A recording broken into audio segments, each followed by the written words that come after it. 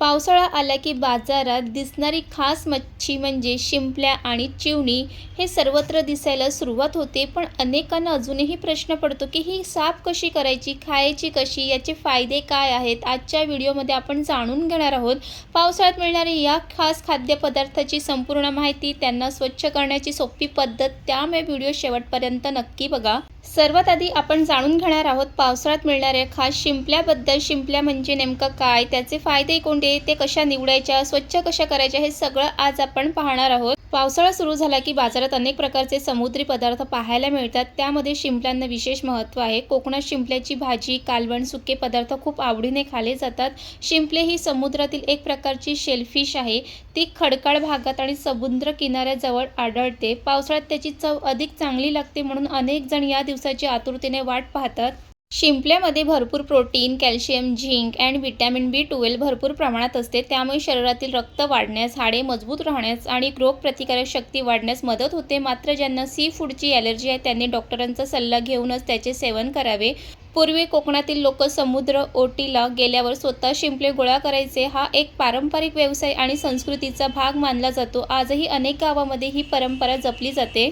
शिंपल्यापासून अनेक पदार्थ बनवले जातात. झणझणीत शिंपल्याचे कालवण, नारळ घालून केलेली भाजी, शिंपल्याचे सुक्के आणि भातासोबत खाल्ले जाणारे पारंपरिक पदार्थ विशेष प्रसिद्ध आहे. ताजी शिंपले घेताना काही गोष्टी लक्षात ठेवणे महत्त्वाचे असते. शिंपले पूर्ण बंद असावीत, त्यांना दुर्गंधी येत नसावी आणि ती ताजी दिसायला हवीत. उघडी किंवा तुटलेली शिंपले घेणे टाळावे. तुमच्याकडे शिंपल्याला काय नाव आहे ते नक्कीच कमेंट करून सांगा आणि तुम्हाला शिंपल्यापासून काय जास्त बनवून खायला आवडतं ते सुद्धा सांगा. शिंपल्या कसे साफ करून घ्यायचे ती सगळं तुम्हाला आता पाहायला मिळणार आहे. तिसऱ्या इथे स्वच्छ पाण्याने धुवून घेतलेलं आहे आणि ह्यामध्ये पाणी सुद्धा घेतलं आणि आता हे पातेलं आहे ते गॅसवर ठेवणार आहे. शिंपल्याला छान उकळून घ्यायचे आहेत, म्हणजे हे जे दोन भाग आहेत ते ओपन होतात. तर चला आता गॅसवर ठेवून घेते.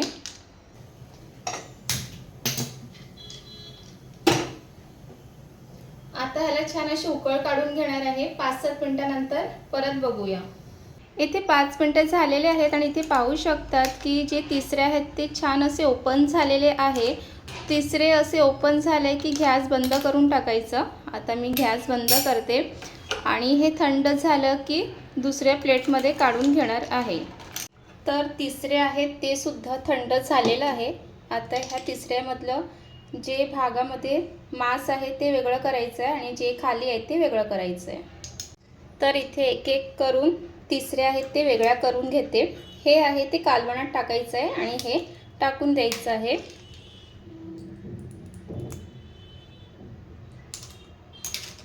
काही काही तिसऱ्यामध्ये तर दोघांमध्ये मांस आहेत.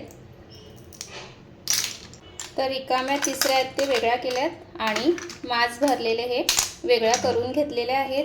आणि हा जो पाणी आहे ना तो फेकायचा नाही आहे, तर हाच आपण कालवणामध्ये वापरणार आहे. पण कालवणामध्ये वापरण्याआधी हे जे पाणी आहे ते गाळून घ्यायचं आहे. तर इथे हे पाणी आहे ते गाळून घेणार आहे. गाळून ह्यासाठी घ्यायचं आहे कारण त्यामध्ये काही वाळू वगैरे असेल तर ते निघून जाईल. तर हे बघा असं पाण्यामध्ये असतं, म्हणून हे गाळून घ्यायचं आहे. तर अशा पद्धतीने शिंपल्या तिसऱ्या हे साफ करून घेतात. साफ करून घ्यायला अगदी सोपं आहे, झटपट होतात, त्याला काही वेळ लागत नाही. आणि ह्याचं कालवण कसं बनवायचं ह्याची रेसिपी हवी असेल ना तर आपल्या चॅनलवर आहे, तुम्ही तिथे पाहू शकतात. त्याची लिंक डिस्क्रिप्शन बॉक्समध्ये टाकणार आहे, तिथे तुम्ही पाहू शकतात. आणि पावसाळ्यामध्ये आता भरपूर प्रमाणामध्ये शिंपल्या तिसऱ्या मिळतात, तर नक्कीच तुम्ही तुमच्या आहारात समावेश करा. आणि तुम्हाला इथे शिंपल्याची माहिती आणि ते कसं साफ करायची ह्याची माहिती नक्कीच आवडली असेल. त्यानंतर पाहणार आहोत पावसाळ्यात अजून एक खास मच्छी मिळते, ती म्हणजे माळू, जिला बरेच ठिकाणी चिवणी असे सुद्धा म्हणतात. चिवणी मच्छी ही कोकण किनारपट्टीवर पावसाळ्यात मोठ्या प्रमाणात मिळणारी एक लहान आकाराची मच्छी आहे. काही भागामध्ये तिला वेगवेगळ्या नावांनी ओळखलं जाते. आकाराने छोटी असली तरी तिची चव खूपच अप्रतिम असते. पावसाळा सुरू झाला की बाजारात ताजी चिवणी मच्छी दिसायला लागते आणि अनेक घरामध्ये तिचं झणझणीत कालवण किंवा फ्राय केलं जातं आणि त्याचं कालवण तर भातासोबत तर खूप छान लागतं. चिवणी मच्छीमध्ये भरपूर प्रमाणात protein, omega 3, fatty acid, calcium, vitamin D असते. त्यामुळे शरीराची वाढ, हाडाची मजबूती, हृदयाच्या आरोग्यासाठी ती फायदेशीर मानली जाते. पूर्वी कोकणातील मच्छीमार पावसाळ्यात पारंपरिक पद्धतीने चिवणी मच्छी पकडत असत. आजही अनेक गावांमध्ये ही परंपरा कायम आहे आणि स्थानिक बाजारपेठांमध्ये ताजी चिवणी विक्रीसाठी आणली जाते. ताजी चिवणी मच्छी ओळखण्यासाठी काही गोष्टी लक्षात ठेवणे गरजेचे आहे. मच्छीचे डोळे चमकदार असावे, शरीर घट्ट असावे आणि कोणत्याही प्रकारची दुर्गंधी येत नसावी. ताजी मच्छी नेहमी चवीला आणि आरोग्यासाठी उत्तम असते. चिवणी मच्छीला आमच्याकडे माडू असेही म्हणतात. तुमच्याकडे चिवणीला काही वेगळं नाव असेल तर नक्कीच कमेंट करून सांगा. आणि तुम्हाला चिवणी मच्छीपासून कोणतं जास्त कालवण आवडते की फ्राय केलेलं आवडते हे नक्कीच कमेंट करून सांगा. आणि आता यापुढे तुम्हाला चिवणी मच्छी घरी आणल्यानंतर ती कशी साफ करायची ते तुम्हाला पाहायला मिळणार आहे. सर्वात आधी तर हे माडू आहे ते आता कट करून घ्यायचं आहे. तुम्हाला जर बाजारामध्ये कट करून मिळाले तर खूपच चांगली गोष्ट आहे. जर नाही मिळालं तर त्याला कट करून घ्यायचं आहे. तर सर्वात आधी हे आता मी कट करून घेणार आहे. सर्वात आधी तर इथे प्लेटमध्ये जागा करून घेते कट करण्यासाठी. आणि इथे मासे कट करण्यासाठी मी सीझर वापरते. तर आता कट करायला घेते. तर तुम्ही व्हिडिओमध्ये बघा की मी कशा पद्धतीने कट करते.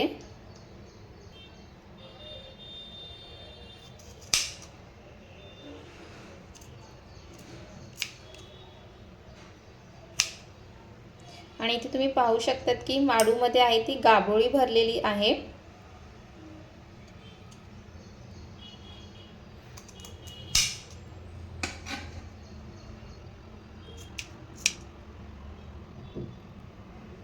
ते पाहू शकतात.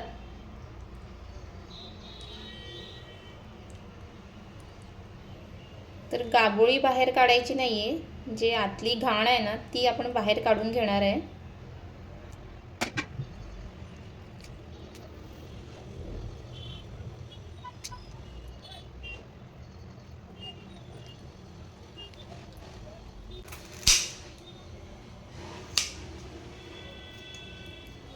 आणि माडू घरी कट करताना थोडं सावधपणे करा, कारण माडू आहे ते हातातून सरकते.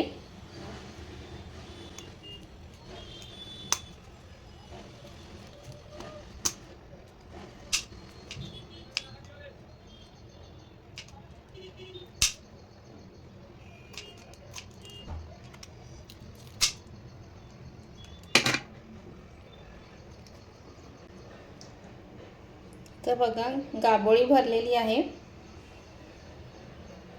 आणि जी पोटामध्ये घाण होती ती काढून घेतलेली आहे. ते पाहू शकतात.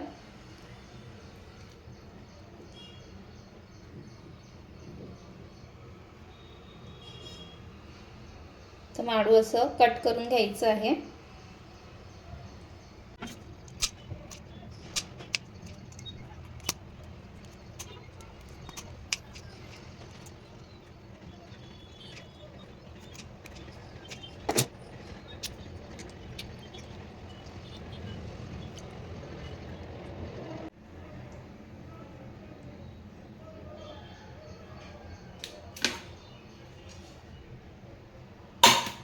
इथे सर्व माडू आहे ते कट करून घेतलेला आहे. आता स्वच्छ असं 4-5 वेळा पाण्याने धुवून घेणार आहे.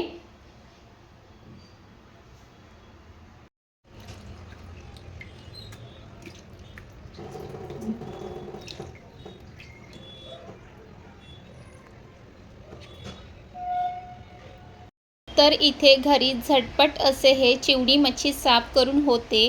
तर तुम्ही ह्याचं कालवण करा किंवा फ्राय करा, दोन्ही छान लागतं. आणि दोघांची रेसिपी आपल्या चॅनलवर आहे, तुम्ही तिथे जाऊन नक्की पाहू शकतात.